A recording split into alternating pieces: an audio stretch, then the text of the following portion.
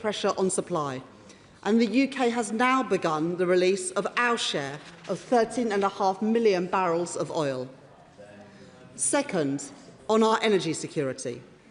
The last government's failure to invest in energy was a failure to protect our country. But through determined action, this government is taking control of our own energy supply, investing in renewables, lifting the ban on onshore wind and streamlining grid connections, running the biggest offshore wind auction in European history last year and bringing the next renewable auction forward to this July, and driving forward negotiation on the UK's participation in the EU internal electricity market. We must guarantee our domestic oil and gas industry can also play a role in our energy system for decades to come. And so I can confirm that we are encouraging investment in tiebacks to make the most of our existing production facilities. We're rewriting the story on nuclear too. Construction on Sizewell C, agreeing an extension to Sizewell B, and we're due to sign the contracts on the UK's first small modular reactors in Anglesey, in partnership with Rolls-Royce. I will not tolerate red tape and vested interests holding back our energy security. So our new planning rules will unblock the pipeline of critical infrastructure projects. I can announce today that we will legislate to implement the Finkelton Review in the next parliamentary session. And I recently wrote to industry and regulators to get them to set out their plans to fast-track that implementation in full. To the parties opposite, who like to talk big about energy security, but then vote against the very infrastructure to build it, let me say this: it is time to put our country first. And I can confirm today that we are developing options to back critical energy projects with indemnities if their planning consent is challenged, so that we don't waste a single moment in protecting our energy security, because energy security is national security. Yeah. Third, on households and businesses. I know that when prices rise and incomes are squeezed, people look to the government and ask, what are you doing to help? That's why, since the election, we have delivered and funded 30 hours of free childcare to working parents, wages rising faster than prices for every month that I have been Chancellor, and free breakfast clubs being rolled out at our primary schools. From next week, the 2-child limit gone. Day one sick pay in, and another rise in the national living wage. Prescription charges frozen, train fares frozen, the fuel duty frozen, and the state pension increasing next week by £575. And for businesses, £4.3 billion in business rate support. The Regulation Action Plan cutting admin costs for businesses. And the supercharger discount, followed next year by the British Industrial Competitiveness Scheme to take money off business energy bills. But I know that there is more to do. On trade, I can confirm to the House that we are aiming to conclude negotiations with the EU this year on the sanitary and phytosanitary agreement, which will directly impact food prices in our shops. And I have asked officials to look at where there are targeted reductions to agri-food tariffs, which can help bring down food prices too, balancing this with implications on domestic producers and food security. And later this week, I am holding meetings with supermarkets and with banks to discuss how they can further support their customers. We have a world-class competition and consumer protection regime. And since my last statement, the Competition and Markets Authority have stepped up their statutory monitoring of fuel prices, and I will update on fuel pricing within the next month. They are working with government to monitor the cost of household essentials for both price rises and disruption, and they've launched a market study into heating oil. Today, I can announce that we are going further to make sure that the Competition and Markets Authority have the powers that they need that were denied to them by the previous government to detect and to crack down on price gouging, bringing in a new anti-profiteering framework and considering time-limited, targeted powers for the CMA and other regulators. This week, the Business Secretary and I will convene the Regulators' Council to discuss their work to protect consumers. Because let me say again, this government will not tolerate any company exploiting this crisis at consumers' expense. Finally, I want to update the House on how I am preparing for this conflict as it goes on. I know that families and businesses are worried about the impact of rising prices. I have said that we will be responsive to a changing world and responsible in the national interest. And today I want to set out in more detail what that means. First, responsive. We don't yet know what the full impact of this conflict will be. So we must be agile in responding appropriately at each moment. We extended the 5p fuel duty cut, and we have pushed out the cheaper fuel finder, empowering people to avoid rip-off prices and chasing down the last few filling stations to reach 100% compliance. And when wholesale kerosene prices more than doubled overnight, we stepped in with £53 million of support to those who needed it most within a matter of days. And from next week, households will benefit from £150 off of their energy bills, thanks to the action that I took in my budget, with a price cap giving households certainty on their bills until July, ahead of the winter months when people use 78% of their gas. Second, we will be responsible. The spring forecast showed that the government has the right economic plan, restoring stability to our country's finances and family finances. I will not put that stability at risk. As we respond to this crisis, we must learn the mistakes of the past. The previous government pushed up borrowing, interest rates, inflation and mortgage costs with an unfunded, untargeted package of support under Liz Truss. That gave the support to the most wealthiest of households. Between 2022 and 2024, under the last government, households in the top income decile received an average of £1,350 of direct energy bill support. That left us with high levels of national debt. A cheque written then for a bill that is still being paid today. I can confirm to the House that contingency planning is taking place for every eventuality, so that we can keep costs down for everyone and provide support for those who need it most, acting within our ironclad fiscal rules to keep inflation and interest rates as low as possible. Mr. Speaker, this is not a war that we started, nor is it a war that we joined, unlike the advice of the parties opposite. But it is a war that will have an impact on our country. The challenges may be significant, but I promise to do what is right and fair, being responsive in a changing world and responsible in the national interest. And I commend this statement to the House. Shadow Chancellor Melstride. Thank you, Mr. Speaker, and can I thank the Right Honourable Lady for advance sight of her statement. Mr. Speaker, the Right Honourable Lady comes to this House with an economy in tatters. She would have us believe that she has delivered the stability and resilience that can weather the storm ahead. But she has done nothing of the kind. When she came into office, she ramped up borrowing and spending and hiked taxes to record levels.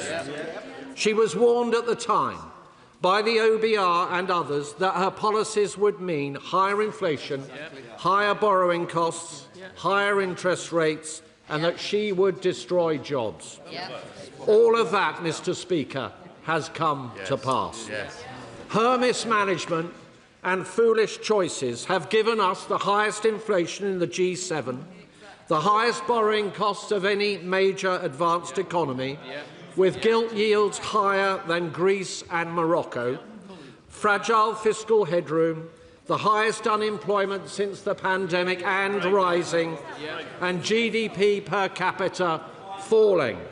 Under this government, Mr. Speaker, we are getting poorer, and our economy is increasingly fragile and far from secure and resilient. And despite what the Right Honourable Lady has just said about tiebacks, nothing exemplifies this government's economic folly more than its approach to oil and gas.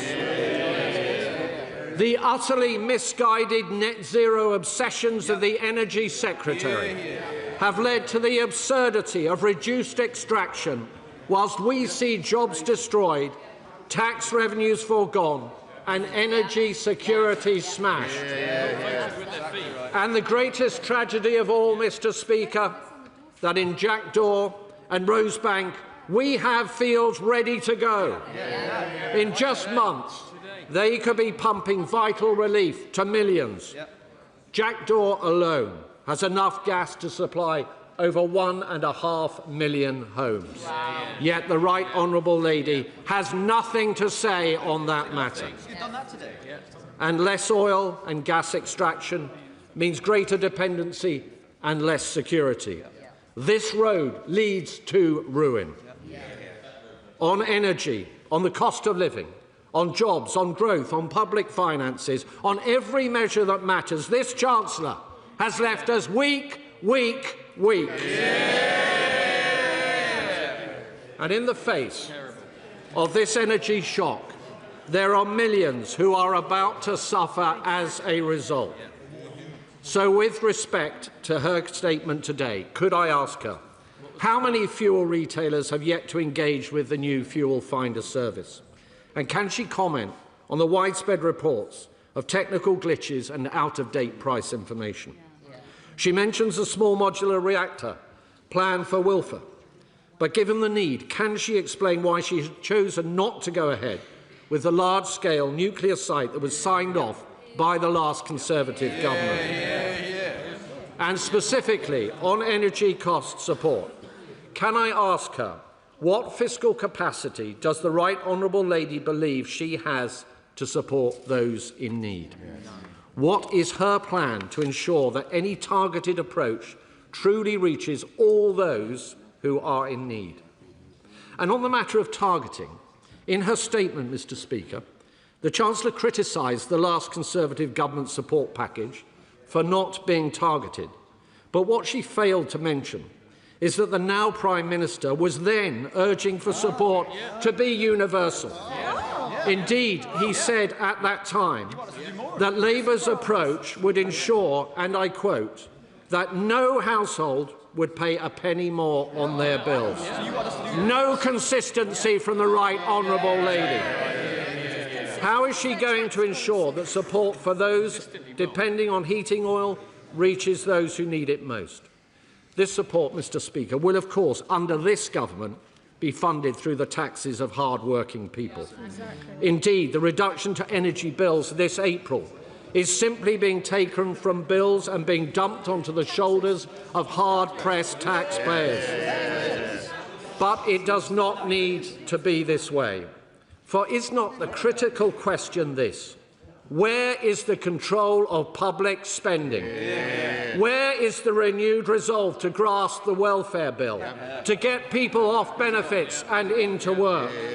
I will tell you, Mr. Speaker, it is nowhere, because the Right Honourable Lady is a captive of her own backbenchers, and she has brought our economy one step from its knees. She knows it.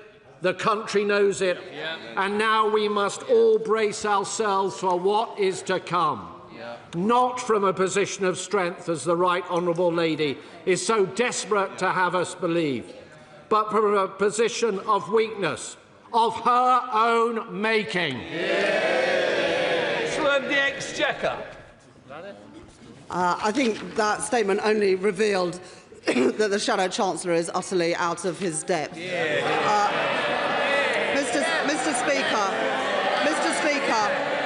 Mr. Speaker, in the last 20 months, we've had 6 cuts in interest rates. We have more than doubled the fiscal headroom compared with the headroom that I inherited from the party opposite. For the first time in 6 years, our deficit is less than 5% of GDP, and wages have increased by more than inflation for every single month that I have been Chancellor of the Exchequer, compared to the record of the previous Conservative government, which is the only parliament on record where people were poorer at the end of it than they were at the beginning. So I prefer my record to their record any day of the week. Now, Mr. Speaker, the Shadow Chancellor says that we should act. Well, we have acted. But what the Shadow Chancellor fails to mention is that his party supported us being involved in this conflict. Whilst we have called for de-escalation, the Leader of the Opposition said that we should be a participant in this conflict. The damage that that would have done to our economy would have been immense, and yet they make no apology for that.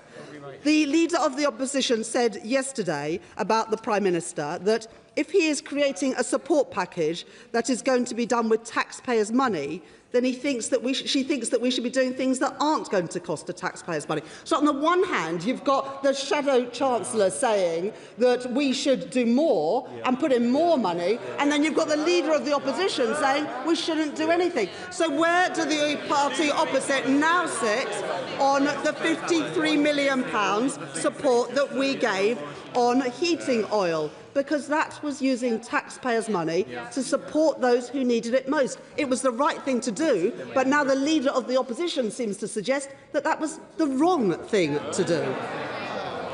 Now, the Shadow Chancellor asked a few specific questions.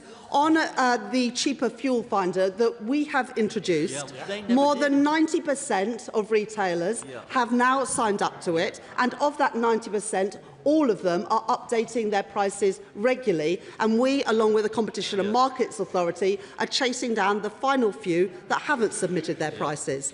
On small modular reactors, the party opposite say they supported it. They had 14 years and they put not a single penny of money into it. And the same is true of Sizewell C. You can't, on the one hand, say that you think that we should spend less money and then at the same time say that we should be supporting Sizewell C and small modular reactors, because everything has to be paid for. In terms of fiscal capacity, we have more than doubled the headroom compared to what I inherited from the Conservatives. It was less than £10 billion when I became Chancellor of the Exchequer. It is now nearly £24 billion because of the actions that I have taken. The Shadow Chancellor says that we haven't built contingency, where the exact opposite is the case. Now, the Shadow Chancellor says, what about Rosebank and Jackdaw? Well, it was because of the failure to do the work properly that it was challenged in the courts. And 1 month after the previous government left office because they were kicked out, the courts came back and said that we had to reconsider Scope 3 emissions. The energy companies, Shell and Equinor, resubmitted their plans at the end of last year. The regulators... Oh, sorry. Between both of you, you can both go and have that discussion outside if you can't be quiet in here. Chancellor Exchequer. This is important because the energy companies came back, thank you Mr Speaker, came back at the end of last year with their revised plans. The regulators are now considering those, and my right honourable friend, the Energy Secretary, will make a decision ahead of the autumn to decide whether it is legal to go ahead with those. But we made a commitment in our manifesto to honour existing licences. It's only because of the failure of the previous government to consult that we are in this position in the first place. And the honourable gentleman, the right honourable gentleman, says that if we cut the welfare bill, we will be able to help people. Well, I'm afraid they had 14 years, and he was the Welfare Secretary when the bills ballooned. So, frankly, we'll take no lessons from the party opposite. It is only Labour that can be responsive to the immediate challenges, because we have been responsible with the public finances, committed to our long-term energy security and committed to make the right decisions in the national interest. Dave McHillier, Chair of the Finance. Thank you very much, Mr. Speaker. Mr. Speaker, as the Prime Minister said yesterday, we have no idea how long this conflict will be, and he is not assuming it will be over quickly. So we live in troubled times, and it's quite right that the Chancellor of the Exchequer is making serious contingency plans as we move through spring, summer and into autumn and winter. But one of the challenges of targeting support, as she well knows, is the data that's available. So what is she doing to make sure that the data is available to target support to those who need it most, not just across Whitehall, but in local government and in the energy companies themselves? I thank my honourable friend for that question, and that is a really important point, because the previous government hadn't done the contingency planning, and so when the energy price shock came along, they said, we're not going to do anything to support, we're not going to do anything to support, and so they, in the end, had a choice about doing nothing or providing blanket support. And it was that blanket support that cost £78 billion. What we have been doing is working with the Department for Work and Pensions, with local government and others, to ensure that we will be able to target support at those who need it most. But that is in addition to what we have already done in taking £150 off of everyone's energy bills. We are doing the work. The prices come down in April for the following 3 months, and we are long way off of the winter when 78% of gas is used by households. Daisy Cooper, Liberal Democrat spokesperson. Thank you, Mr. Speaker. I thank the Chancellor for advance sight of her statement, and our thoughts are also with our brave armed forces at this time. I agree that the last government's failure to invest in energy was a failure to protect our country. Today we face the stark reality where we cannot guarantee our national security, our energy security or our food security. When Liberal Democrats were in government, we launched the auction for onshore wind and we established the Green Investment Bank, helping drive down costs and quadruple renewable energy. The Conservatives' decision to scrap the Green Investment Bank has left our energy system more exposed and should be worn as a badge of shame. To shore up our energy security and to tackle the energy crisis, we Liberal Democrats have consistently argued for a three-pronged approach. First, to reduce energy demand by incentivising households and businesses to invest in energy efficiency without the tax penalties built into the business rate system or prohibitive upfront costs. Second, to fix the broken energy market that is unfairly inflating prices, especially for small businesses on our high streets. And third, to provide targeted support for the most vulnerable and for those with the highest energy needs. So I urge the Chancellor to consider our proposals. To create an energy security bank to offer low-interest loans for energy-saving improvements for households and small businesses, to reverse the cuts to home insulation programmes and to exempt business investment in energy efficiency from business rates calculations. Whilst action from the Competition and Markets Authority is welcome, it is not enough. Small businesses have been blocked from the best energy deals for years, well before Donald Trump started bombing Iran. Yet there has still been no CMA investigation into suppliers blocking access to these fair deals. So I ask the Chancellor again, will she please instruct the CMA to do this investigation without delay? On targeted support, families are fearful. Will the Chancellor consider zero-rating VAT on heating oil and LPG? Will she consider introducing a price cap mechanism for off-grid fuels? Will she commit to halving energy bills over the next decade by reforming pricing structures? And if bills rise to more than £400 a year, as some are warning, will the Chancellor commit to coming back to this House and outlining a broader support package so that all struggling households, or many struggling households, don't face a crippling hit of that scale? I thank the honourable lady for her questions. Nick Clegg once said it will take 10 years to get nuclear power up and running, so there wasn't any point in doing it. It would only come in the 2020s. Well, imagine if that Deputy Prime Minister hadn't blocked investment in nuclear energy then, and we would be able to get the benefits of it today. Well, you had a chance when you were in government and you did absolutely nothing. And the party opposite opposed onshore wind, which is also helping to bring down bills. In terms of supporting investment in renewables and energy security, we have created the National Wealth Fund, which is prioritising investment in defence and also in energy security, including in things like critical minerals in Cornwall, carbon capture and storage, and the rollout of chargers for electric vehicles.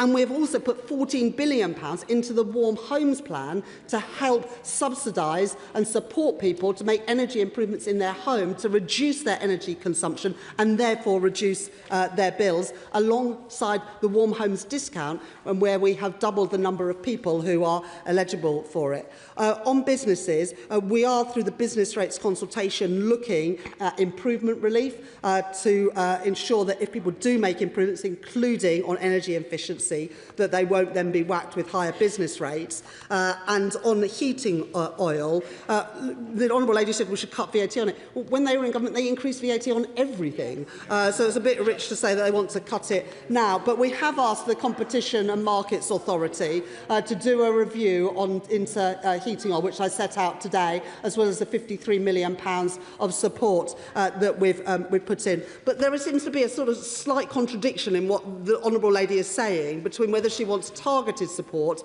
or blanket support. And I would argue that the progressive universal approach that we're taking is the right one. £150 off everyone's energy bills, but then targeted support for those who need it most, because we cannot repeat what happened when Liz Truss was Prime Minister, because a cheque was written then and we are now paying the price with higher interest rates, inflation and taxes than we would otherwise have to have.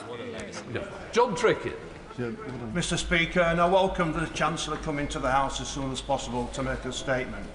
But on profiting in the fuel sector, the last time there was a problem with oil prices was after the war had begun in the East.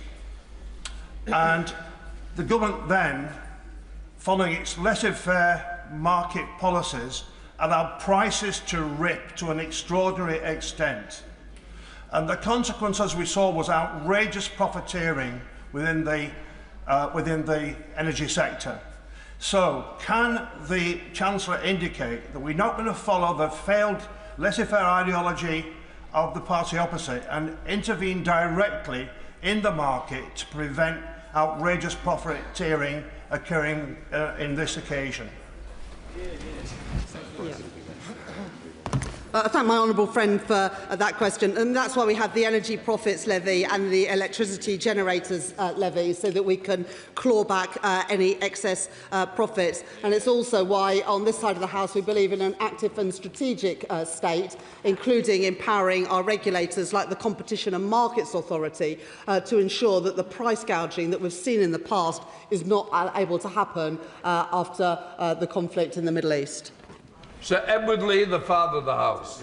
In an attempt to try and get some consensus here, may I commend one part of her statement, and I'm quoting, "We must guarantee our domestic oil and gas industry can play a role in our energy system for decades to come." Is there not a sort of sensible, middle-of-the-way approach here, that by all means we proceed with green energy, such as our offshore wind, where we lead the world in the North Sea off the Lincolnshire coast, but that we also have an open mind about extraction, new extraction from the North Sea? So will she confirm today, and I was listening very carefully to what she said in response to the Shadow Chancellor, that the Energy Secretary, when he considers these licences, will have an open mind so we can guarantee our resilience in the future?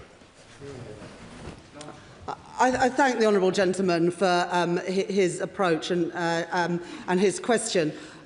The oil and gas industry play an important role and will do for decades to come in our energy system. And we very much welcome the jobs that they create, the tax revenue that they provide, but most importantly, the energy security that they offer.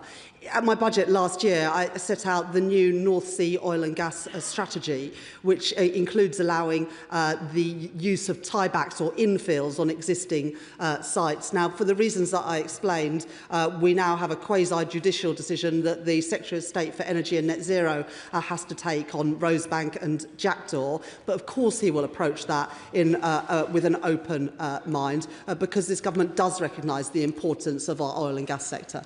Ready? Thank you, Mr. Speaker.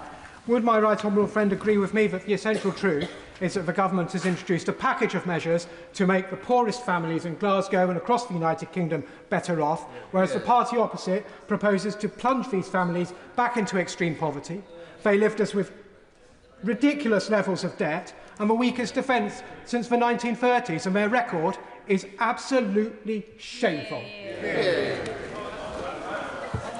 Well, my honourable friend is right, but I would say it's worse than that, because it's the legacy of two awful governments in Scotland, one who made people poorer, and then the SNP government that fails to back our nuclear sector, which could deliver cheaper bills for people in Scotland. Sir Jeremy Hunt.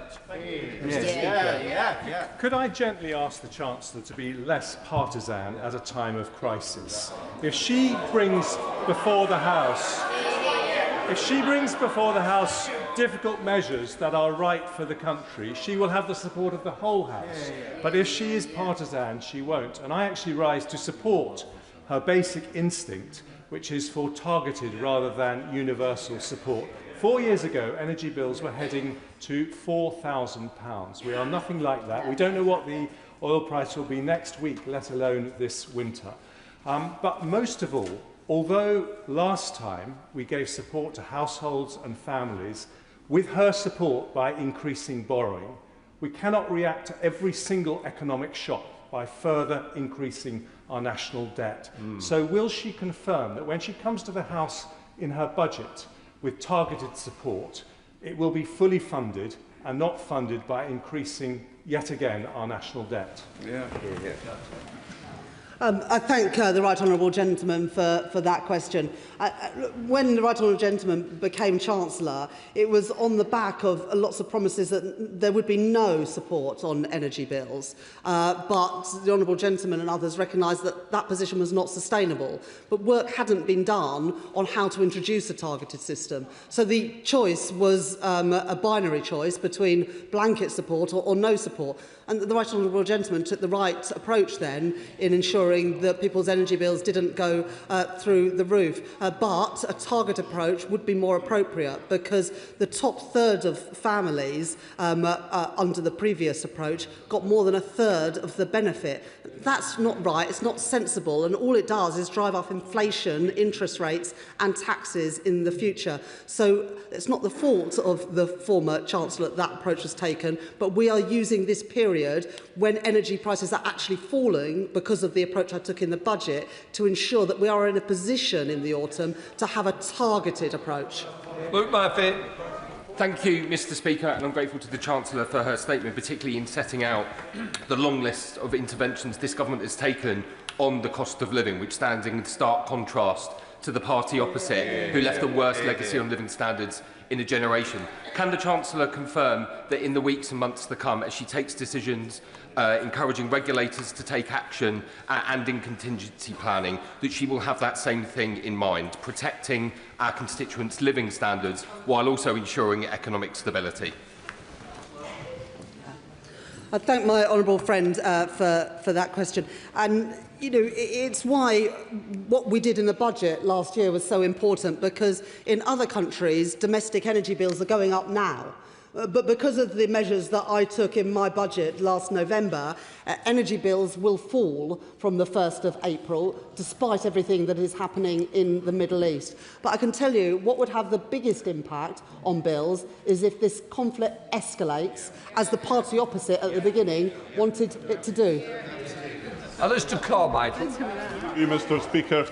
Shetland is home to one of the largest onshore wind farms in the country, the operators of which are paid millions not to generate electricity because of grid constraints. So the announcement this morning of a trial in relation to discounted energy rates for communities such as ours will be one that will be met with some excitement, possibly. When are we going to hear the details of how that will work and what it will mean in terms of reductions to the bills of my constituents? I thank the honourable gentleman for that question. On the issue of national grid infrastructure, which is why we end up paying for energy that can't be used, we've got to speed up those connections. And that's why today I said about consulting on indemnities for building out infrastructure, even in the case of judicial review, because we've got to act in the national interest and get this infrastructure built. But at the same time, the Secretary of State for Energy and Net Zero will set out more detail on the specific ways in which we can bring down prices for communities, including his. Melinda Ward. Thank you, Mr. Speaker. My constituents are appalled by supermarkets and other petrol retailers that are price gouging and profiteering out of global instability and a Middle East war that was backed by both the Tories and Reform. And let's make no mistake that if they were in government, our country would be right in the middle of it. Can the Chancellor set out the action she's taking to clamp down on price gouging? And can I thank her for the £9 million announced yesterday to help my constituents in Cowdenbeath and elsewhere affected by changes at Mossmoran? I thank the honourable lady for my honourable friend for those questions, and thank you for the campaigning work that she's done on Mossmoran to ensure that we can properly support her community, as we are also doing with the Growth Mission Fund. But we have introduced the cheaper fuel finder to ensure that price gouging doesn't happen by giving greater transparency to the prices offered by different fuel retailers. This is something that the previous government could have done in the last 14 years in a way that in France there is already a cheaper fuel finder available on all apps when you're travelling. We are introducing it because we want to ensure that our constituents have the lowest price possible when they fill up their tank. Harriet Baldwin. Thank you, Mr. Speaker. Given the current crisis, does the Chancellor regret in her first budget increasing by £150 billion over this Parliament the unfunded borrowing that the Office for Budget Responsibility said at the time was one of the largest fiscal loosenings of any fiscal event in recent decades? Yeah. The party opposite once believed in fiscal discipline, but that has gradually eroded over time. It is because of the fiscal rules that I introduced that we've been able to invest in Sizewell C and in small modular reactors. That was not possible under the fiscal rules of the last government. But I would also say that borrowing fell in the last year. That didn't happen under the last few years of the previous Conservative government. Rachel Maskell. Thank you, Mr. Speaker. I thank the Chancellor for her statement, and I'm sure she'll agree with me that the biggest concern is the intersection between poverty and food and energy price hikes for our constituents. Will she look, as she prepares ahead, to a warm homes prescription so we can protect people's health by keeping their homes warm, which also saves money, and also ensuring sufficiency in the Crisis and Resilience Fund so local authorities can really invest in those in the greatest need? I thank my honourable friend for that question, and of course from next month families with children will benefit from the abolition of the two-child cap within the universal credit system. We've also doubled the number of people who can get the warm homes discount and put £14 billion into upgrading people's homes through the warm homes plan. But of course, as we look at targeted support, we will look at vulnerabilities within that. Wendy Chamberlain. Very much, Mr. Speaker. The Chancellor has mentioned several times about the households benefiting from £150 off, but I have a constituent on the phone this morning who's been told that his energy bills are still rising and they are not seeing the savings that the Chancellor is talking about. What conversations is she having with energy companies to make sure that they do actually benefit from that fall in bills that she is very keen to talk about? Well, I'd be very happy to see the particular details of that constituent because energy companies are both through fixed and variable tariffs passing on the £150 reduction that I brought in the budget by getting rid of the eco levy entirely and moving other levies from bills onto general taxation. So happy to look at the particular circumstances, but on average, people should be getting a £117 cut in their energy bills from April the 1st. Jim Dix. Thank you, Mr. Speaker, and can I thank the Chancellor for her statement. We have indeed, as she says, made good progress on stabilising our fiscal and economic situation since the election in 2024, most notably increasing the headroom available in our public finances. But as a result of the last government failing to invest in sustainable energy and nuclear, we are much more exposed to price shocks than we could be. Would she agree with me that it's vital that we do all we can to protect the most vulnerable in our community, such as constituents of mine in Dartford, from the price hikes in energy that will result from this Middle East war? I thank my honourable friend for that question, and for his constituents in Dartford and around the country. There have been 6 cuts in interest rates since the general election, and more than doubling of the headroom means that we have a bit more room for manoeuvre in the face of shocks. But I would also say, because of the actions of this government, gas is setting the price for energy a third less than it was just 4 years ago, because of the investment in renewables that this government are making. John Glenn. Thank you, Mr. Speaker. I welcome the targeted nature of the measures announced, but 3 weeks ago it looked like inflation was going to return to the level that the Right Honourable Lady inherited when she took office in July 2024. That no longer is going to happen. But also, we see now the cost of borrowing, and given we're spending well over £100 billion a year on debt interest, what assessment has the Chancellor made of the implications of higher inflation and higher borrowing costs for the public finances?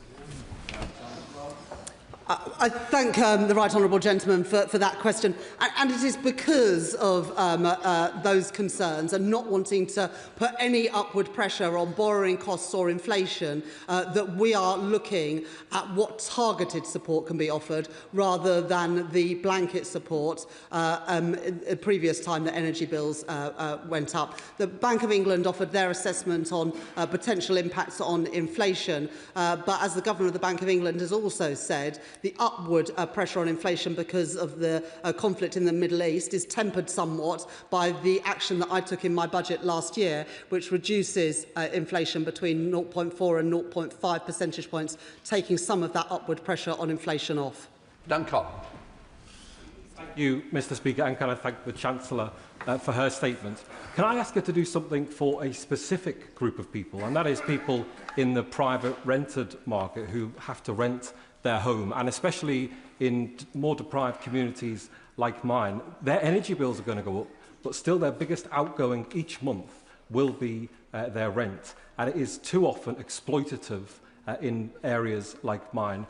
We had rent controls in this country from the First World War up until the dying days of Margaret Thatcher. What can she do, thinking outside the box, to tackle this issue? I thank my honourable friend for that question, and I recognise that in his constituency, like mine and many others, more people are in private rented accommodation than own their own home. One of the reasons why we introduced the Renters' Rights Act, opposed by the party opposite, is to give people greater certainty and to be able to challenge increases in their rents, as well as greater rights over eviction, to exactly help constituents of his and all of ours. Dougal.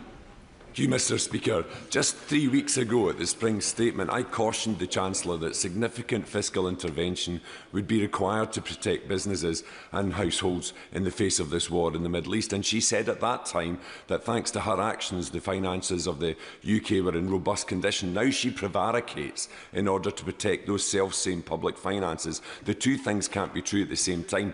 13% of constituents in Angus and Perthshire Glens are on oil, 5% in Scotland, 2% in England and 0% in Leeds West and Pudsey. Perhaps that's why she's provided 53 million to support oil users, well, that won't even touch the sites. It took 200 days for the previous government to act on heating oil. It took us under 2 weeks, with £53 million, and that money allocated based on the usage of heating oil in different parts of the country. So there will be no help for my constituents in Leeds West and Pudsey from the £53 million of heating oil, because we don't use it. But there will be support for Scottish constituencies, Northern Irish constituencies and many others as well, because it is the right thing to do. Mr Speaker, it is expected that food inflation will hit 4%. Now, that means that a typical family's annual grocery bill will increase by approximately £240. And in Scotland, there are approximately 1 million people that have experienced food insecurity in the last year. Food insecurity is closely linked to access and consumption of fruit and vegetables. And the Chancellor said that she is going to meet with supermarkets. Can I ask, what will the asks and demands be so that people can get improved access to nutritious and affordable food? Well, from April the 1st, from next week, the two-child limit within universal credit will go, and food banks have said that will reduce the reliance of families with children on food banks, and that, of course, is a very good thing. There is also more that government could do to try and bring down food inflation, including getting a sanitary and phytosanitary deal with the EU, and we're committed to achieve that this year. That will bring down prices in the shops. It's opposed by the Conservatives and Reform because of their ideological dislike of the European Union, but it's the right thing to do to reduce food inflation for all of our constituents. Thank you very much, Mr Speaker. The sad truth is this. The Chancellor weakened the UK economy with her tax-busting budgets and her jobs tax, and this Middle East crisis has exposed that. Further, the Energy Secretary's actions are making it worse, and he's just refused to maximise drilling in the North Sea and issue new licences, which would give much needed energy security and affordability in the UK. So will she now see sense and overrule those decisions of his? Since I became Chancellor, we've had 6 cuts in interest rates, and for every month that I've been Chancellor, wages have risen faster than prices compared to the previous Parliament, when people were worse off at the end than they were at the beginning. And if the Right Honourable Lady believed in energy security so much, why was she part of a government that refused to fund small modular reactors or Sizewell C and opposed onshore wind, the cheapest form of energy? If she believes in energy security, she should back it. Andrew Cooper. Speaker, my constituents are being exploited by unscrupulous petrol retailers who are not letting a crisis go to waste. A BP in Winsford, unleaded is 10 pence more per litre than the cheapest in the area. At Shell in Middlewich, it's 15 pence more per litre. Does the Competition and Markets Authority have the power it needs to clamp down on this unscrupulous behaviour? So we've introduced the cheaper fuel finder to ensure that you have information like this, and most crucially, your constituents have information like this. Already in France, you can see on any map, on an app on your phone or your sat-nav, the different prices of petrol at different filling stations. And that is where we will be in just a few weeks' time, once we have got that technology to work with those companies. The previous government had 14 years to do something like that. Other countries have, but we were without that facility. Being able to do that means that all of our constituents can make sure that we fill up at the cheapest cost. Obviously, you didn't mean me, I know that. Don't worry, Gavin Robinson. Thank you very much, Mr Speaker. May I thank the Chancellor for recognising the disproportionate reliance on home heating oil in Northern Ireland, but recognise that the £17 million made available for 500,000 homes reliant on oil equates to £34 per household, and there's no data to target that support. The £81 million available from the renewables obligation for electricity, we were told by the Prime Minister and the Northern Ireland Secretary of State that that could be targeted, and yet Treasury officials are blocking that. I would ask her to look at that again. She's made the commitment not to reinstore the 5 pence of duty on fuel. Could I ask her to look at red diesel? could I ask her to look at taking a look at the rebate for red diesel to help support construction and transport and haulage and energy regeneration in our country to stimulate those parts of our economy that have a disproportionate reliance and have lost the support they so gravely needed?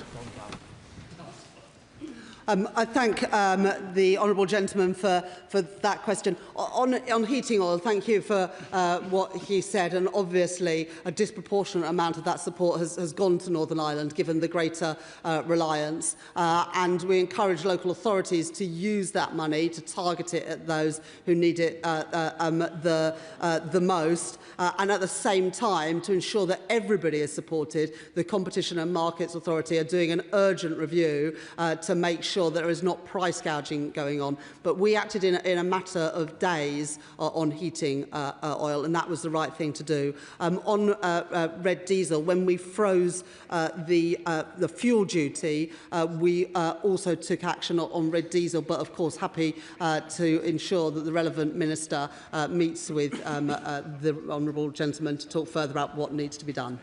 Well, let's speed it up. Harpreet Tupple. Mr Speaker, the Chancellor will be aware that we have a strong manufacturing sector in Huddersfield and in Yorkshire, including in defence and SMEs, but they are feeling the pressure of rising costs, and the Middle East war has seen input prices go up and disrupted supply chains. So can I ask how she's particularly supporting manufacturers? Yeah. My honourable friend is right about the importance of manufacturing in Huddersfield and more widely across Yorkshire. From the beginning of April, we are introducing the supercharger, which will take £420 million off the energy bills of the most energy-intensive industries, and the British Industrial Competitiveness Scheme comes in next year, which will help, I think, over 5,000 businesses. I'll tell the chance. Thank you, Mr Speaker. The fuel price shock that we're seeing caused by Trump's reckless war, highlights just how risky it is for the UK to be locked into these global fossil fuel markets.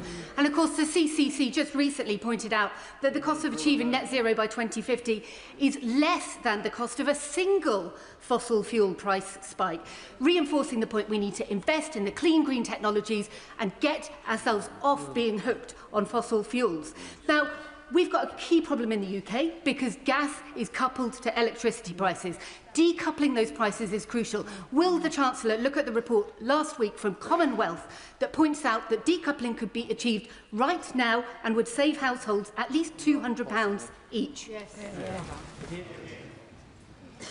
Thank the honourable lady for that question, and I agree that de-escalation is the best way to reduce bills for families and businesses. I would just gently say to the honourable lady, we want investment in renewables, and that's why we introduced the Planning and Infrastructure Act to make it easier to build them, but her party voted against that, which is keeping people's bills higher than they need to. We have had a third reduction in gas imports, and gas is setting the price of our energy something like a third less than it was just 4 years ago. And the electricity generators levy and the energy profits levy is ensuring that excess profits are taxed, and we can use that money to support the public finances and public services. Justin Mathers. Mr Speaker, the consumer-focused, pragmatic approach by this government is such a contrast to the rhetoric of some on the benches opposite who would only see military action escalate and be in no doubt that it would be our constituents who would pay the price for that.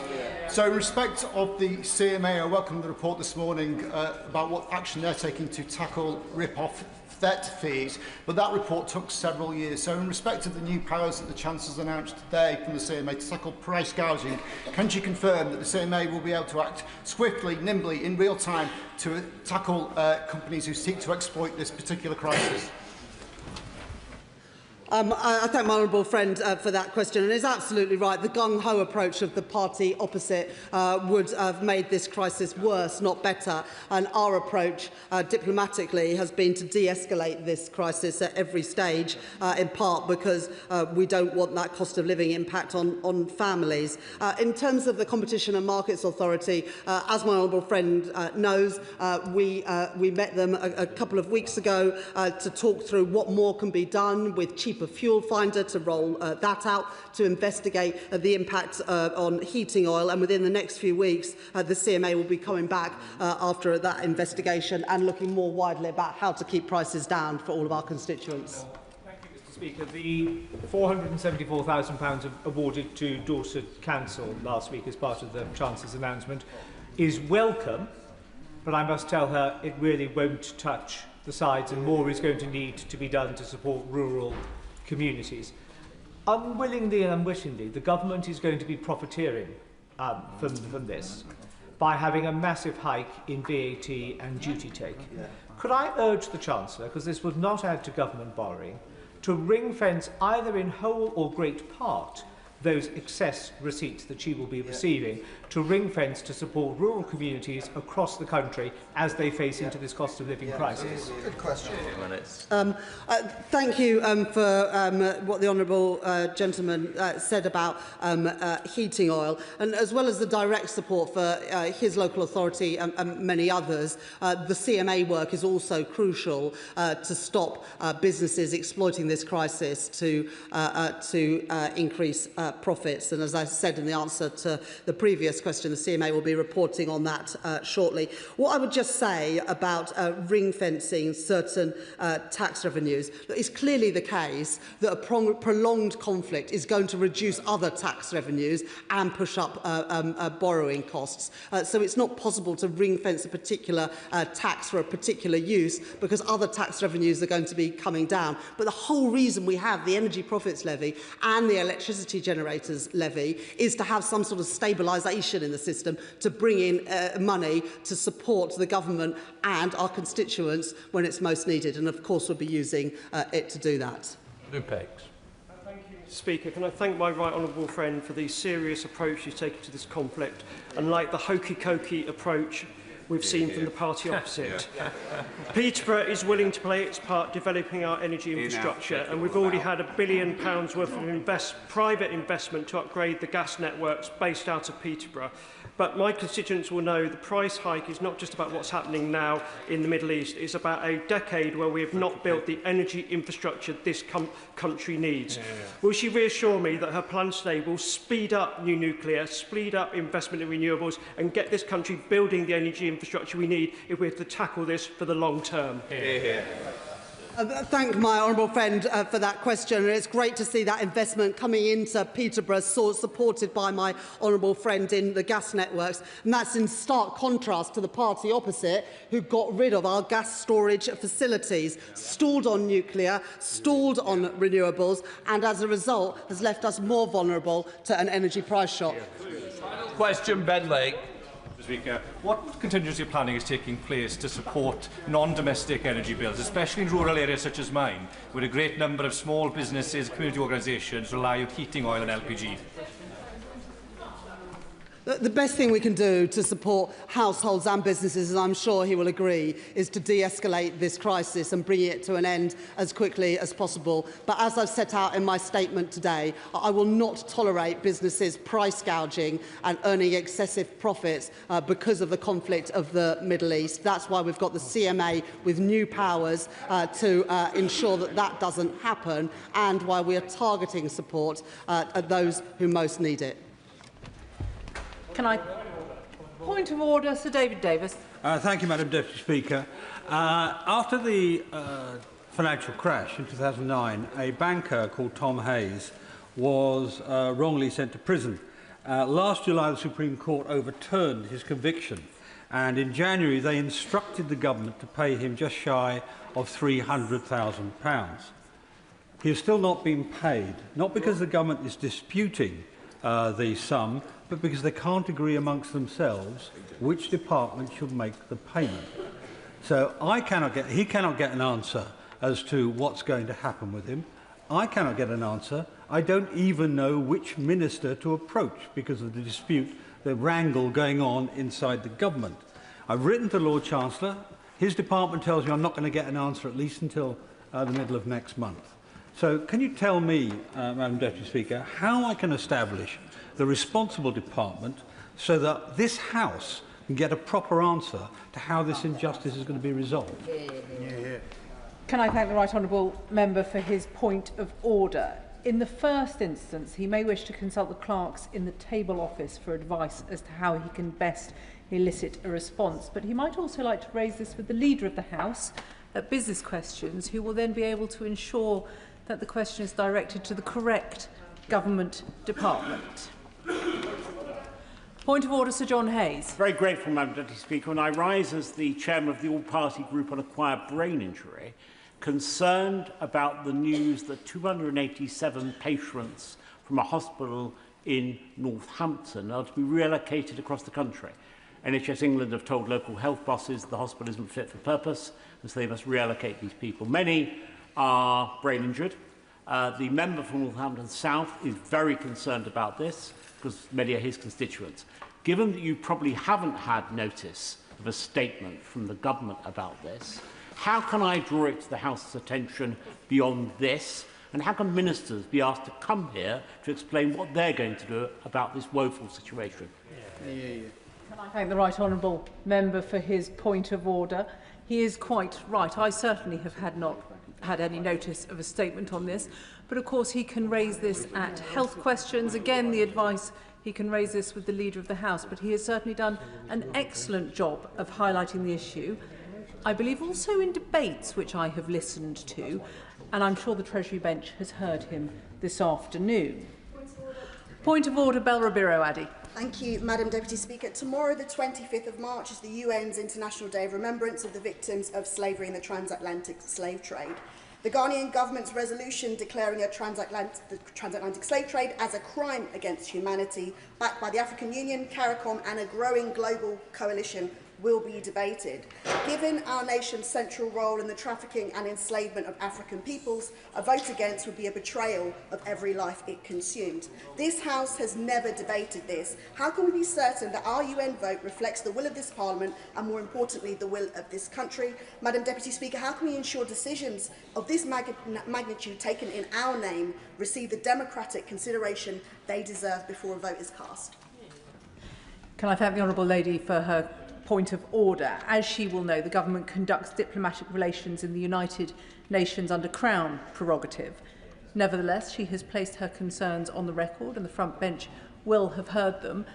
Of course, as this House has not debated the issue, she might do well to apply for a backbench business debate, or alternatively to raise it in Westminster Hall, or indeed with the Leader of the House at Business Questions. Which brings us to the 10-minute rule motion. Kirstine Sullivan. Thank you, Madam Deputy Speaker. I beg to move that leave be given to bring in a bill to require that personal protective equipment procured and provided by public sector and associated bodies must comply with standard BS 30417 2025 or an equivalent specified standard and for connected purposes. I bring this bill to the House today as a proud member of the GMB Union. We all know the importance of personal protective equipment. It is the final defence against unavoidable risks in the workplace. But what's not always appreciated is that employees across the UK are routinely working without fit-to-form PPE, compromising safety and hindering productivity. BS 30417, developed by the British Standards Institution, is guidance that puts fit-to-form PPE as a consideration at every stage of purchasing, supply and use. Madam Deputy Speaker, our workforce is not homogeneous. Employees are not all male, 5'9" and 85 kilos, and even then, PPE is often designed for a taller man. Whether preparing food, handling chemicals, building houses, healing patients or fighting fires, too many are given inadequate PPE. Boots too big, they become trip hazards. Gloves too large, they can't grip properly, or high-vis jackets so cumbersome they restrict movement. While some employers offer inclusive PPE, it's time for us to put our money where our mouth is. Enshrining the BSI's new PPE standard or the industry equivalent in public procurement sends a very clear message to employers and manufacturers that the future of work and PPE is inclusive. Over the past year and a half, I have met with women across industries, health services, firefighters, police, armed services, engineering. They are exasperated at poor fit PPE and often the ridicule that comes with it. Take something as simple as sizing. The smallest glove size available on the market is still too large for 86% of female hands. That's not just inconvenient and cumbersome, it's unsafe. Many women doing training drills on ladders, handling hoses and ropes, find them impossible as the gloves are simply too big to allow for a secure grip. Running into a burning building is something few of us would ever want to face, but our firefighters do this daily. Amidst an attack, running towards danger is something few of us would do, but our police officers do this daily. Handling soiled linen and cleaning up bodily waste is something most of us avoid where possible, but our carers, nurses and medical professionals do this daily. Madam Deputy Speaker, one Scottish firefighter came to me with her experience of running into burning buildings, but the service didn't have any female-fit fire boots. This is intolerable, a dangerous trip hazard in a perilous situation. In basic frontline protection, we are failing women who are putting their lives on the line. And the horror stories go on. Stab vests, predominantly designed to fit men, they're simply inadequate to fit the body shape of female police officers. Ordinarily, they're too big and too loose. When running, the stab vest slides up and down, hitting against their neck and chin, an encumbrance slowing them down in moments of danger. In one case, a knife slipped under a police officer's garment and she was hospitalised with severe stab wounds. Alternatively, officers are forced to tie them so tight it impairs their breathing. Madam Deputy Speaker, others spoke of needing to alter their PPE just to make it fit. This completely compromises their safety and makes the worker legally liable for accidents on site due to wearing PPE incorrectly. And that's before we even talk about the lack of well-fitting protective clothing for people with disabilities, religious and cultural requirements, and men who don't fit the average size. Women in war zones have reported their oversized body armour cutting their thighs when sat in vehicles traversing rocky terrain, or helmets falling over their eyes. We should not expect our service personnel to enter combat zones if we cannot deliver the body armour and fitted head protection that can save lives. Madam Deputy Speaker, whilst these examples are not limited to public services, the purchasing power of the state represents a sizable portion of the market. The purchase of PPE for our council, care workers, firefighters, armed services and police. This bill will put people at the forefront of PPE procurement, ensuring true fit-to-form protection from sparks and burns, waste and disease, machinery and chemicals.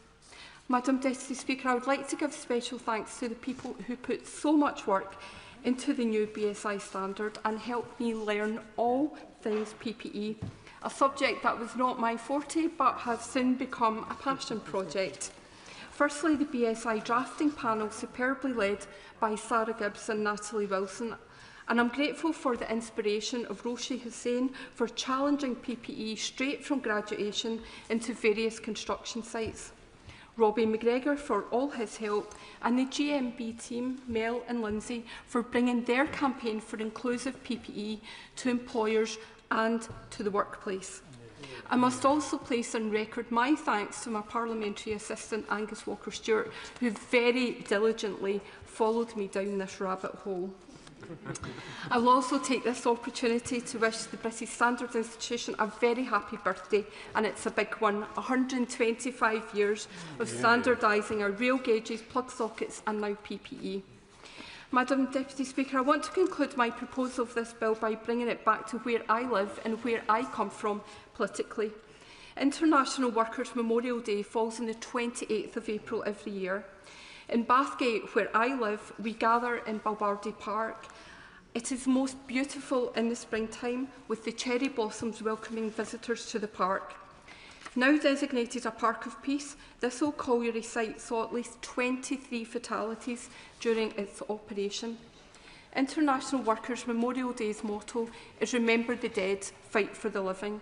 And this new inclusive PPE standard allows us to do just that and help ensure that those who go to work return home once again. With an ambitious plan to upgrade infrastructure and build 1.5 million new homes, this Labour government can lead by example and enshrine BS 30417 or equivalent at the heart of public sector procurement.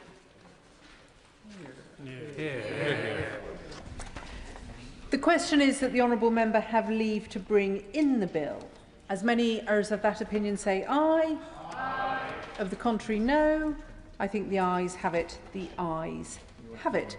Who will prepare and bring in the bill? Patricia Ferguson, Mike Reader, Susan Murray, Chris Kane, Douglas McAllister, Joanna Baxter, Tracy Gilbert, Elaine Stewart, Lillian Jones and myself, Madam Deputy Speaker. Kirstine Sullivan.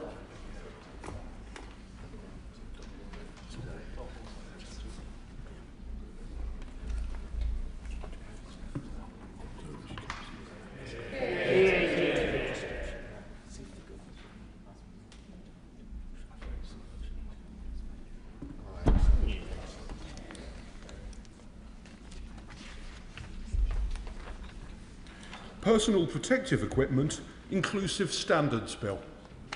Second reading what day? Friday, 17th of April. Friday, the 17th of April.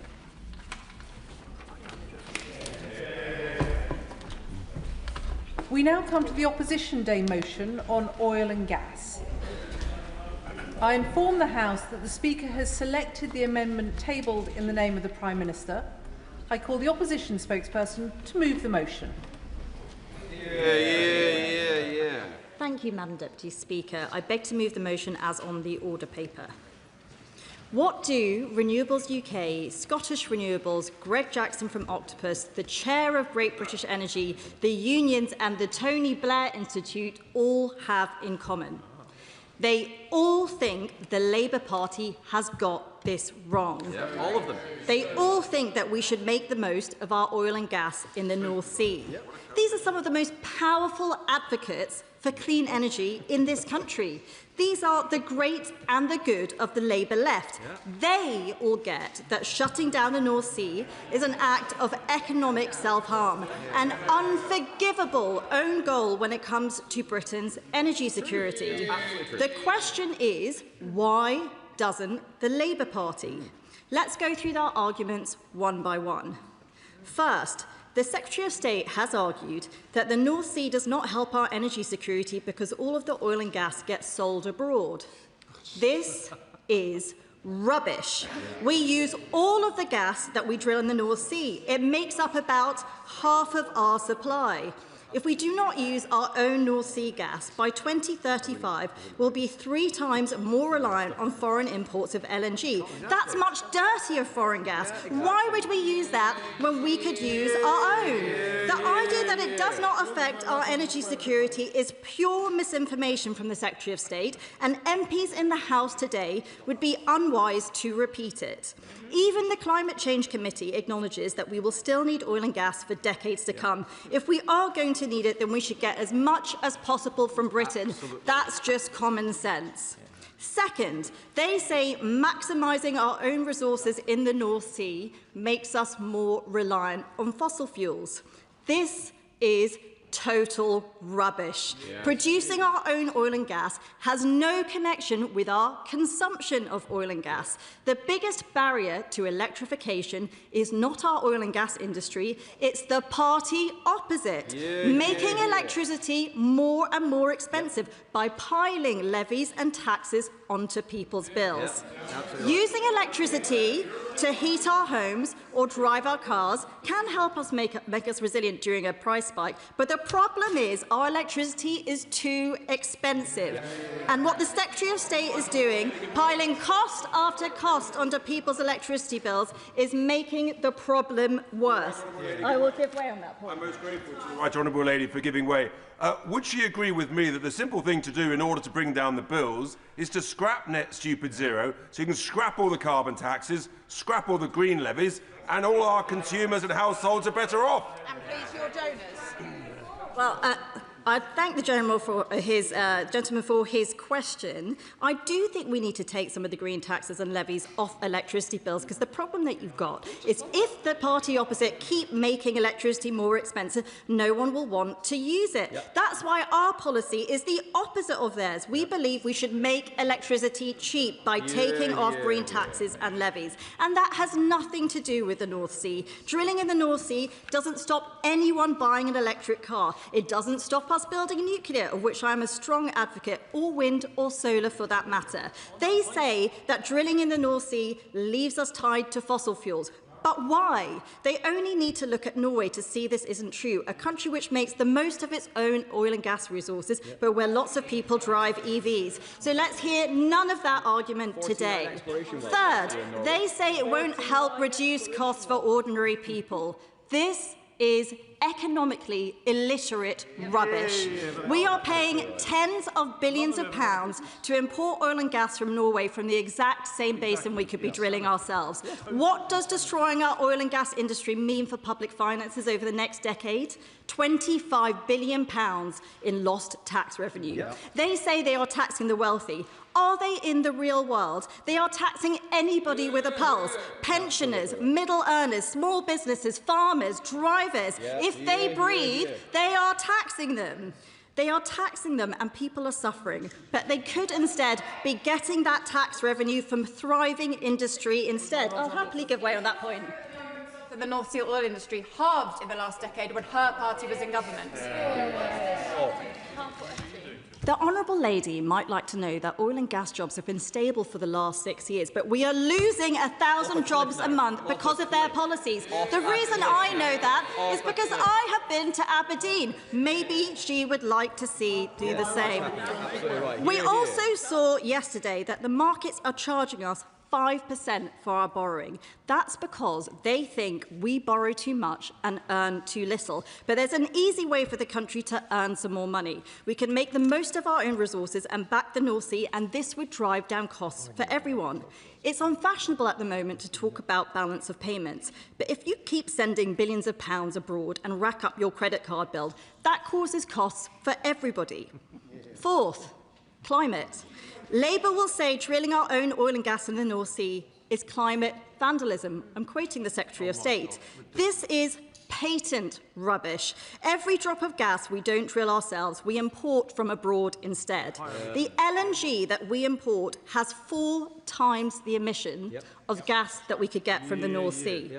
LNG, for those who don't know, is gas that has to be frozen to minus 150 degrees, shipped in diesel-chugging tankers, then heated up here.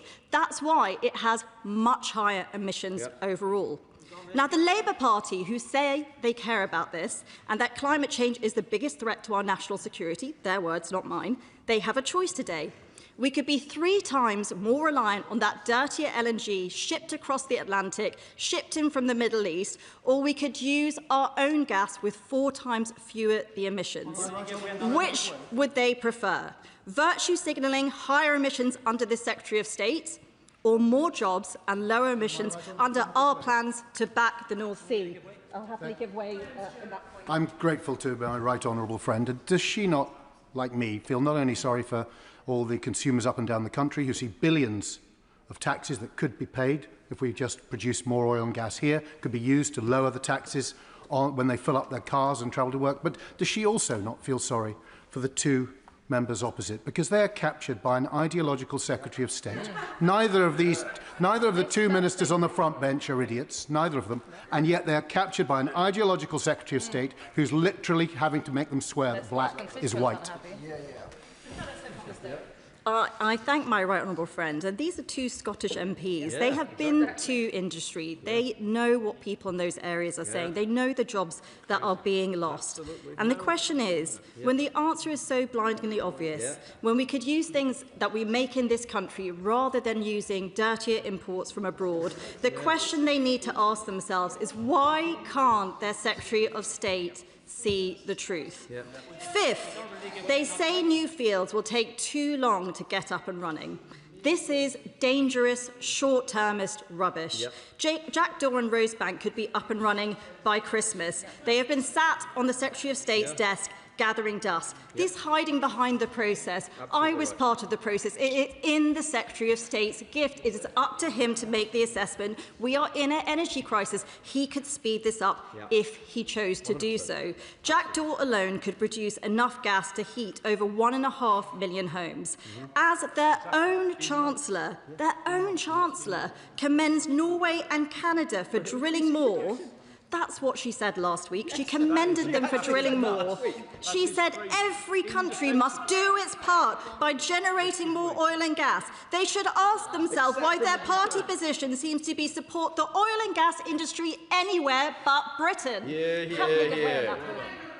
Right, I'd just like to clarify whether the Honourable Lady agrees with herself when she was Shadow Energy Minister that nobody's saying that net zero was a mistake. Net zero in the round was the eminently sensible thing to do. We need to decarbonise and we need to have an ambitious target to aim for. Well, I would thank the Honourable Lady, but I don't think it takes much effort to read out a whip's question. The question she needs to answer is why she's supporting a policy which is going to increase British emissions. She's supporting a policy which means that we're importing goods with higher emissions. That is what she's supporting today. 5 bad arguments which have been thoroughly disproved by people outside of this chamber, by people that they supposedly respect. 5 bad arguments spun by the Secretary of State which should be consigned to history. What the North Sea can actually give us is what it's been doing all along: stronger energy security, a stronger environment, a stronger economy. Are these not things that we want the next generation to have?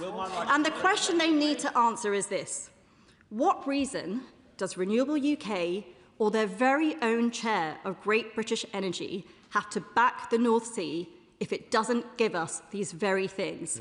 Maybe, just maybe, it's time for them to admit that their Secretary of State has approached his role with a dangerous, blinkered ideology rather than being interested in the national interest. Maybe even they realise that they are once more being marched up the hill on the wrong side of history, on the wrong side of public opinion, when we all know there will be an inevitable U-turn from the Prime Minister and the Chancellor in a few weeks' time.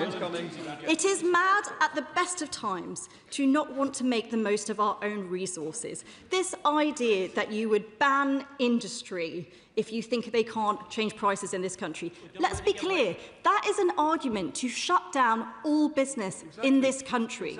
There is a benefit to making things in Britain. It's called jobs and tax revenue and self-reliance. The Labour Party used to understand that, and I will happily give way on that point. I'm grateful to my right honourable friend giving way. And on that point about security and growing it at home, I'm sure my right honourable friend shares my concern that in the push for renewables, we are entirely reliant on the processing being done in China, on the other side of the world. So when the party opposite talk about not being reliant on petrochemical dictators, they seem perfectly happy to be reliant on renewable dictators. My honourable friend makes an excellent point. In the trade wars that we saw last year, China limited the export of several rare minerals, which would be critical components in the renewable supply chain. Having an energy system which is dominated by renewables is having a system which is completely reliant on China. And that is why we think that is the wrong approach. It is mad at the best of times to not want to make the most of our own resources. In the middle of a supply crisis, it is completely unforgivable. And yet that's exactly what Labour MPs will vote for today. They are on the wrong side of history on this one. They should put their disastrous Secretary of State zealotry to one side, fast-track Rosebank and Jackdaw, reverse their disastrous bans and taxes, and put our energy resilience over their narrow political interests by backing the North Sea. And I will give way on that final point. Thank you, Honourable Lady, for giving way. Can I first of all thank the Shadow Minister and the Conservative Party again for bringing this forward. My constituents tell me very clearly, if we have oil, let's dig it and let's drill it and let's make sure that we get the opportunity of it. Now, is it not ludicrous for the Labour Party to let Norway get all the assets from the drilling and us to get nothing when it's the same bed that we have. Really, for the Labour Party to have any other sort of policy is ludicrous. It's against the will of the people, it's against the will of this Parliament, of us on this side, and I think the Minister should take a review of his decision.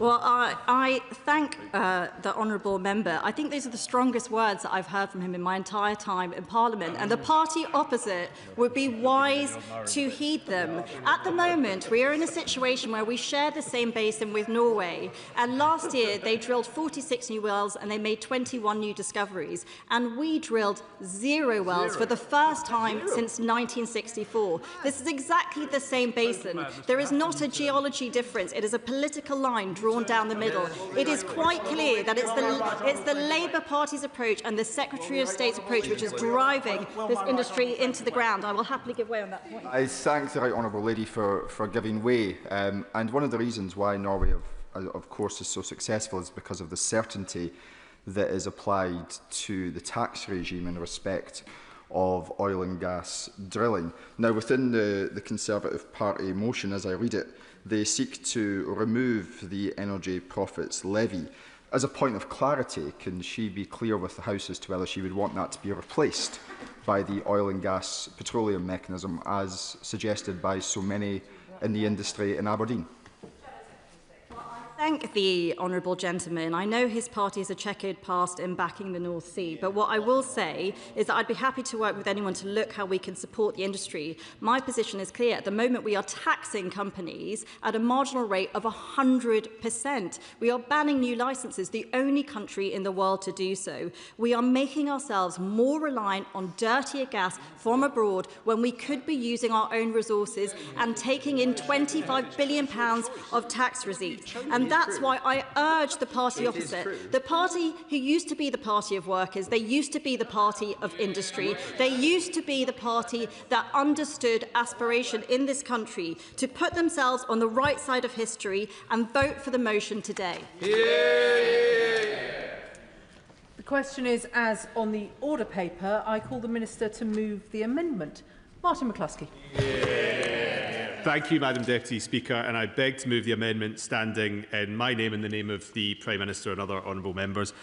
Madam Deputy Speaker, as I've said before many times in this House, the North Sea oil and gas sector is one of our great industrial success stories.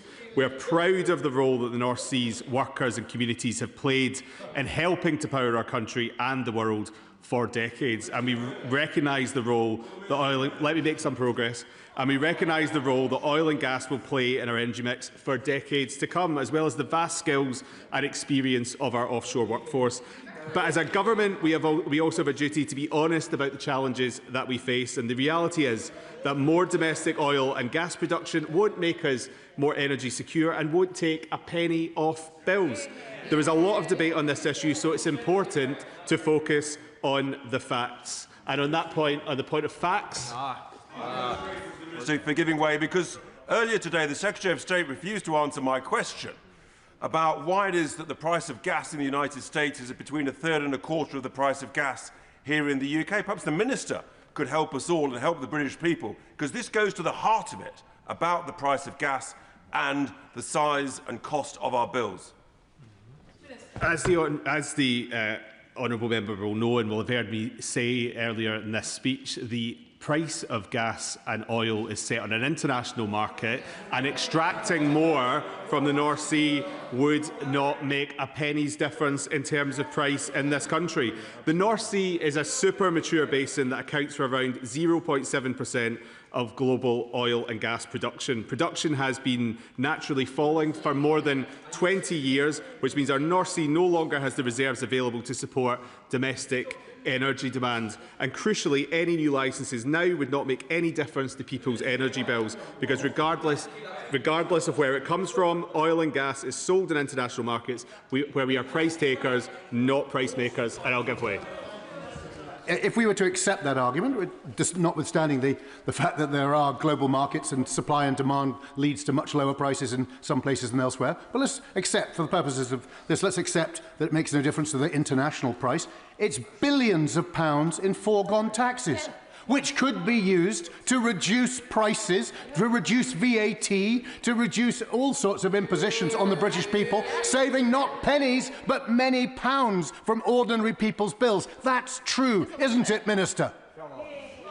Madam Deputy Speaker, what the party opposite wants to do is they want to remove a tax that is contributing £12 billion to the Exchequer, that is funding our public services, that is allowing us to invest in our schools, in our hospitals and other public services. And if they oppose that, they need to come forward with their own proposals. Allow me to make some progress. The only route to energy security and lower bills is to get off our dependence on fossil fuel markets, which we have no control over, and onto clean, homegrown power that we do. I'll give way.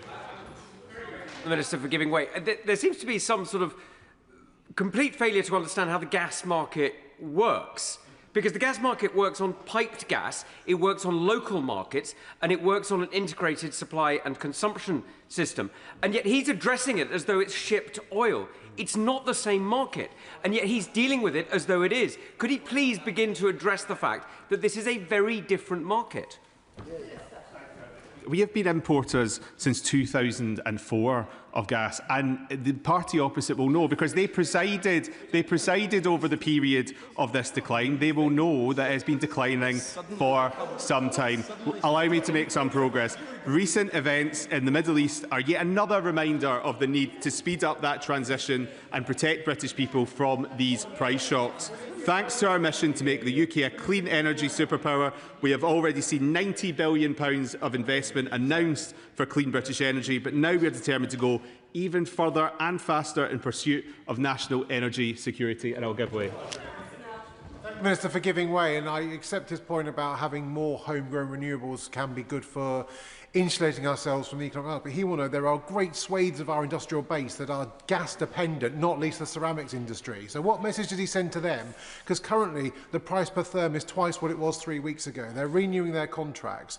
This is going to kill industry in certain parts of our foundational sector that we need to meet our mission. So what's the government's message to those industries? Thank you, Madam Deputy Speaker. I know my honourable friend is a real advocate for the industries in his constituency, and the Minister for Industry is looking in detail at this and is coming forward with proposals for industry to take us through this moment where we are dealing with this situation in the Middle East. We are bringing forward the next renewables auction months after our most successful auction ever secured enough power for the equivalent of 16 million homes. And just today, we set out plans to make plug-in solar available in supermarkets so more people can put a panel on their balcony or outdoor space and begin saving energy. And we're ensuring heat pumps and solar panels will be standard in new build homes. Madam Deputy Speaker, one moment. Madam Deputy Speaker, I also want to talk about the Energy Profits Levy, which has been mentioned by a number of honourable members across the House. Since its introduction in 2022, the Energy Profits Levy has raised around £12 billion. This revenue supports, as I said earlier, vital public services. And as the Chancellor noted at the recent spring forecast, the Energy Profits Levy will be replaced by the new oil and gas price mechanism in 2030, or sooner if average oil and gas prices over 6 months fall below the thresholds of the Energy Security Investment Mechanism.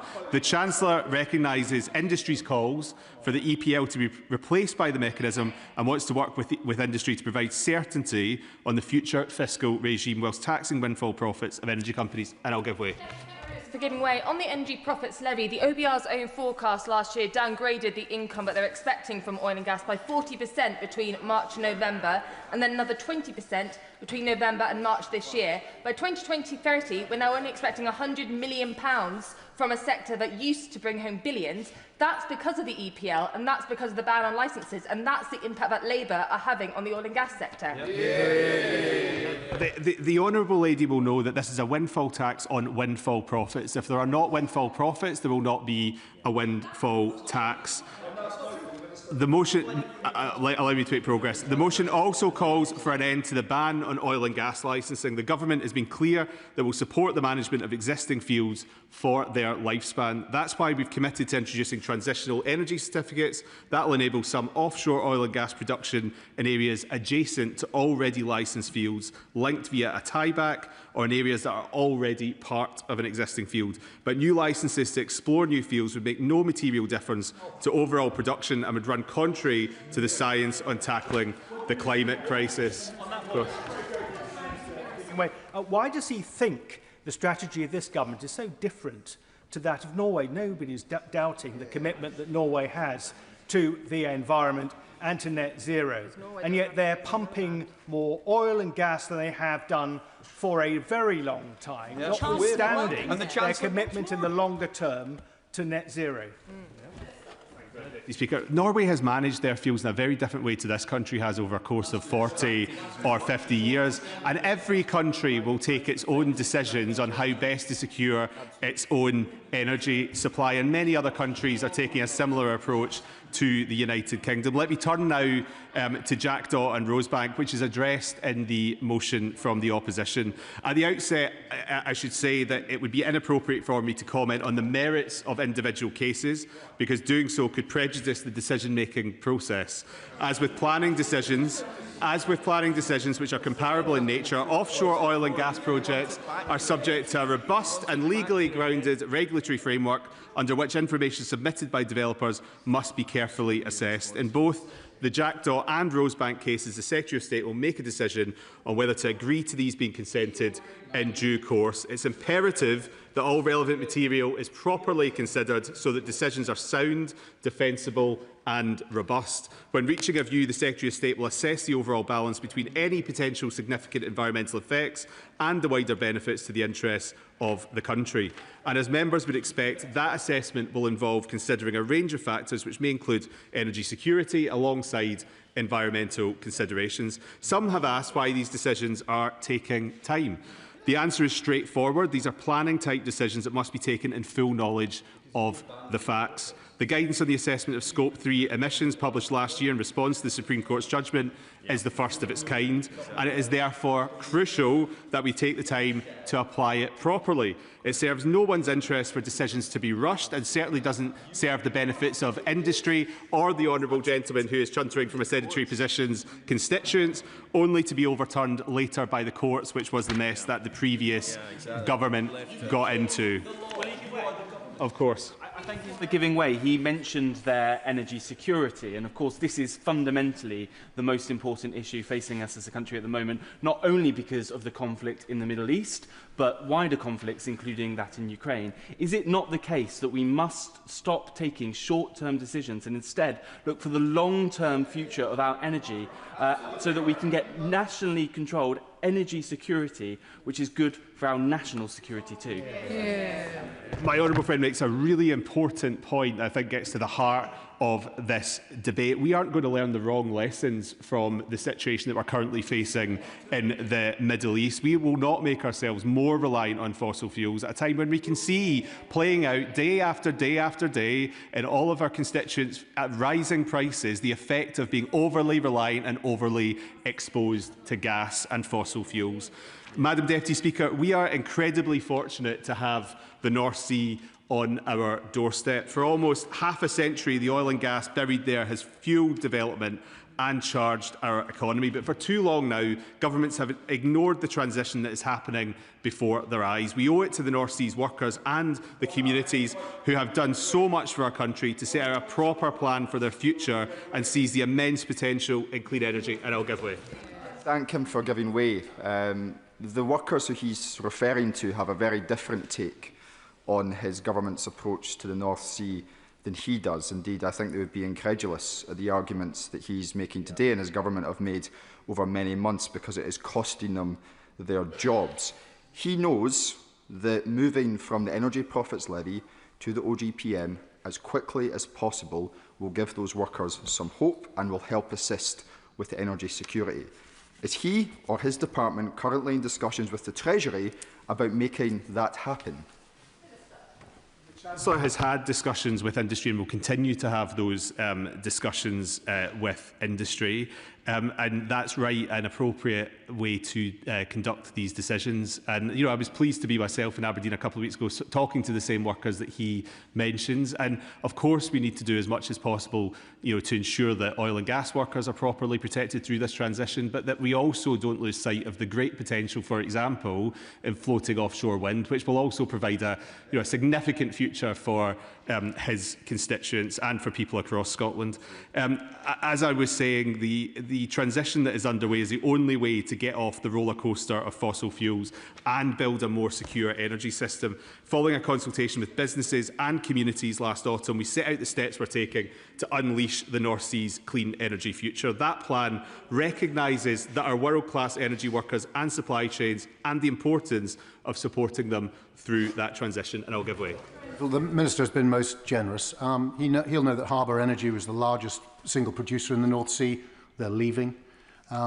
He will know that it's been devastating for so many workers in the industry. And he also know that by all projections, in 2050, this country will still be dependent on oil and gas. Dependent on oil and gas in 2050, in all scenarios. Dependent. And yet, by not doing new licences, we will, by definition, be more dependent on foreign supply, much of it having to come through the Straits of Hormuz. How can that make any sense? I don't think the Minister thinks it does, but I suppose he's forced to stand on his feet and repeat the nonsense that comes out of the mouth of his Secretary of State. I ask him. Thank you, Madam Deputy Speaker. I'm more than capable of forming my own conclusions, and what's in this speech are my own conclusions. And I would encourage the honourable gentleman to listen to what I've had to say throughout this. Harbour Energy is continuing to operate. He talks about dependence. The dependence that we are seeing at the moment is dependence on fossil fuels, is dependence on oil and gas, which has left every single one of our constituents across this House exposed to volatile oil and gas prices, exposed to higher prices. As in my response to my honourable friend earlier, the only way off of this is off the roller coaster of fossil fuels, on to homegrown energy that we control where we can control the price. That is a responsible action from a government that's focused on the long term and not the short term, of course. Offshore Energy UK doesn't agree with him, because it said that at the current rate, with the government crashing the North Sea industry, we're going to be 3 times more reliant by 2035 for gas as we are at the moment. Is he right, or is Offshore Energy UK right? Minister. I'll say to the honourable gentleman what